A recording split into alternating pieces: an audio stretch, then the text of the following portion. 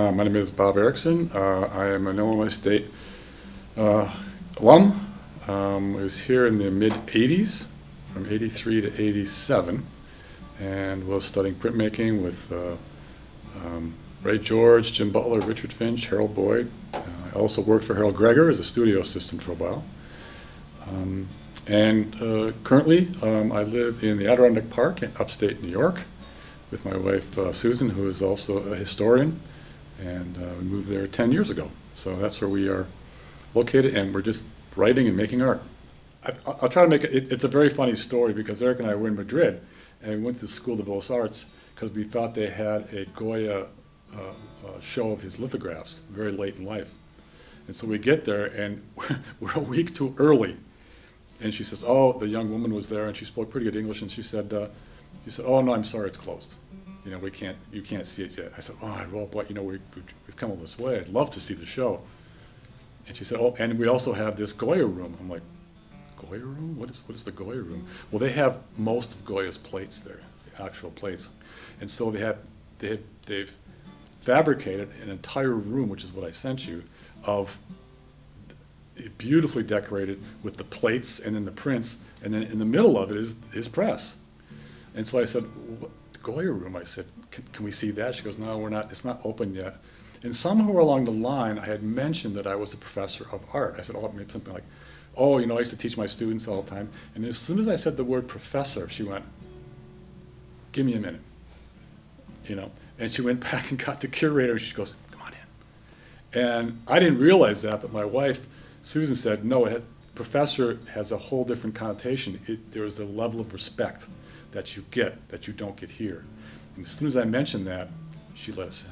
That's great. Yeah, it was really, and we were just like blown away. You know, it was pretty amazing because they're taking all his plates, and originally they steel faced them all so they could print lots of copies.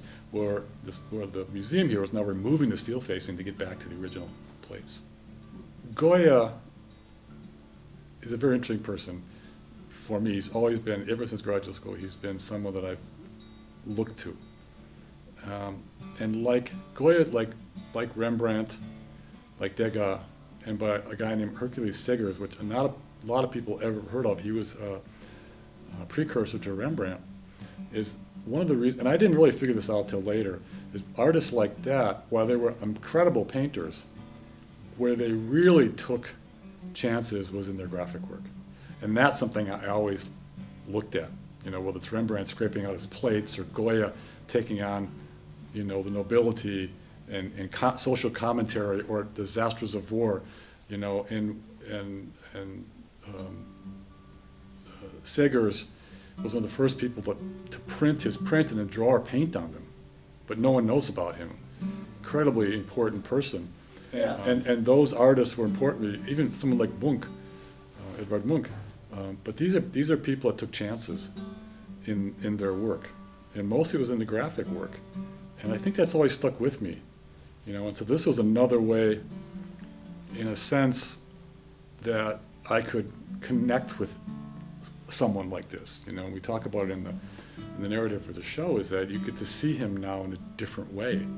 I mean, what bled through the back of those drawings, he had no control over, and he probably didn't care, you know. But you look at it and you say, there's another way I can understand him, and that was what kind of prompted me when I first saw it in the bookshop. I knew there was something about it. I didn't know quite what it was. I just said, Eric, we got to do something with this. I didn't know what it was really until a little bit later we started talking about it. But intuitively, because you've been making art so long, you knew there was something here where I could understand someone who I've loved to look at and whose work was so important to me in a different way. And that's what happened with this. And then when I told Eric, he's like, absolutely, let's do it. Yeah. So, you know, I think that was my initial connection to these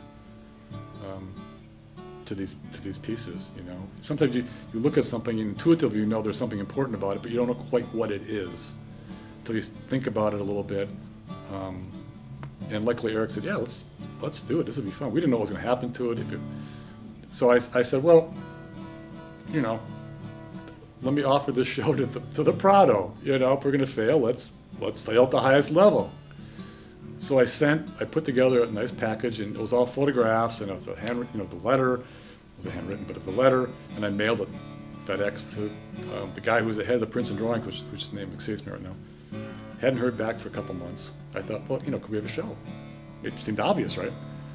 And he wrote back and said, Mr. Erickson, this is really a wonderful project, and we love what you're doing, but all of our shows are curated in-house, so we can't really take it.